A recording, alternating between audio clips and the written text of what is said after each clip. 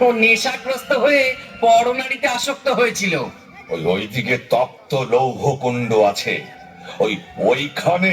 ওইখানেই ওর স্থান।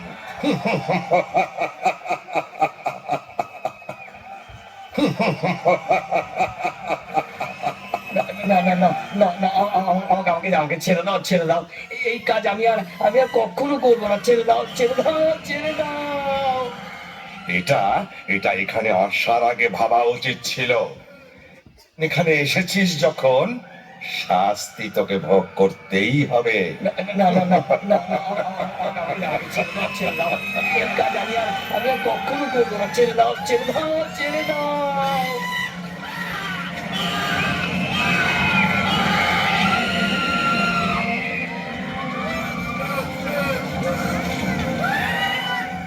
এর কি অবস্থা? এই পাপিষ্ঠ পরস্ত্রী হরণ করেছে। তবে যাও, ওকে ওকে ওই জ্বলন্ত অগ্নিযুক্ত লৌহখণ্ডের সঙ্গে বেঁধে শুলের আঘাত করো। আমাকে ছেড়ে দাও, আমাকে ছেড়ে দাও, আমাকে ছেড়ে দাও, আমাকে ছেড়ে দাও।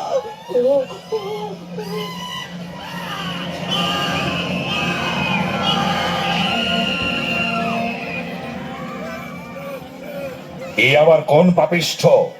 এ সমাজে গুরু সেজে ভণ্ডামি করত আর নিজের স্বার্থ সিদ্ধির জন্য বড় অঙ্কের টাকা আদায় করত।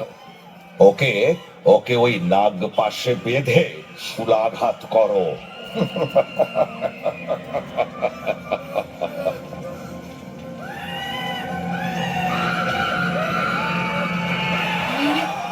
ওকে মারছো কেন? ও যে আমাদের সুদাম কাকা। ও কাকা, তুমি তো কদিন আগে মারা গেলে, তবে এখানে কি করে আসলে? আমি পাপ কাজ করেছি রে, তাই আমার শাস্তি হচ্ছে। এই চল, তোর সময় হয়ে গেছে। আমাকে আমাকে তোমরা ছেড়ে দাও, ছেড়ে দাও না আমাকে। তোমরা তো একজনকে ছাড়তে পারো, আমি আর কোনো পাপ কাজ করবো না। ছেড়ে দাও আমাকে, আমাকে ছেড়ে দাও। চল, মহারাজের কাছে চল, তারপর ঠিক যেখানে যাওয়ার সেখানেই যাবি।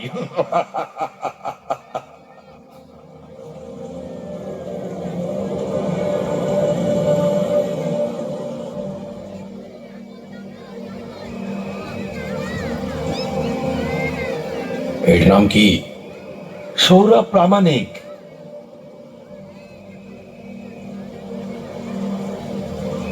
আরে এর তো এখনো সময় হয়নি। তোমরা ঠিক করে কাজ করতে পারো না। ভুল মানুষকে নিয়ে এসেছে, শাস্তি তো এদেরকেই দিতে হয়। যাও, যেখানে ছিল সেখানে ফিরিয়ে দিয়েছো। উনি কে? উনি আমাদের মহারাজ।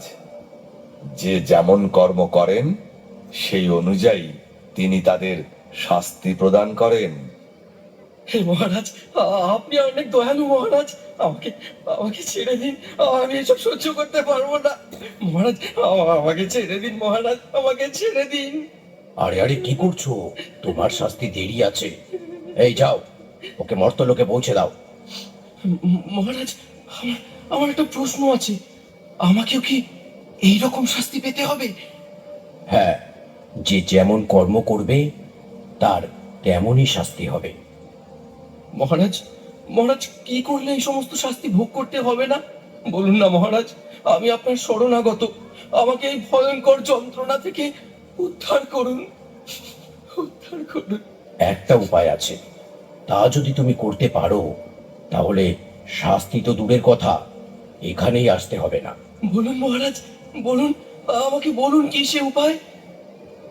মর্তধামে অভয়চরণ শ্রীল প্রভুপাদ নামে এক মহান ভক্তের লেখা শ্রীমদ্ ভাগবত গীতা যথাযথ গ্রন্থ আছে। তা অধ্যয়নের মাধ্যমে যদি তুমি তোমার জীবনকে কৃষ্ণ ভাবনাময় করে তুলতে পারো তাহলে আর এখানে আসতে হবে না। ছিল প্রভুপাদ, আমার স্ত্রীও তো ওনারই গীতা পড়ে, আমাকেও পড়তে বলে। তবে যাও, নিজের পরিবারের সঙ্গে কৃষ্ণ ভক্তির অনুশীলন করো। ঠিক আছে মহারাজ, আপনাকে আপনাকে অনেক অনেক ধন্যবাদ, অনেক ধন্যবাদ।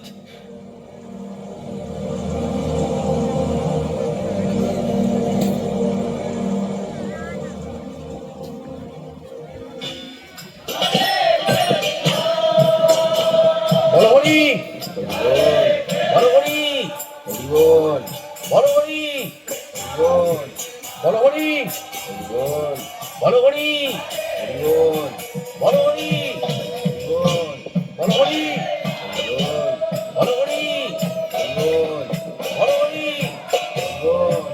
বলো হরি বল বলো হরি বল বলো হরি বল বলো হরি বল বলো হরি বল বলো হরি বল। আরে আরে তোমরা কি করছো? ভূত ভূত ভূত ভূত পালাও পালাও ভূত এসেছে রে ভূত এসেছে ভূত। এ কি? আমাকে সবাই ভূত বলছে কেন? ভূত ভূত ভূত ভূত ভূত পালাও পালাও ভূত এসেছে রে ভূত। তুমি যেহেতু মারা গিয়েছিলে তাই সবাই তোমায় ভূত বলছে। এখন তুমি ইস্কনে যাও আর গীতা পড়ো।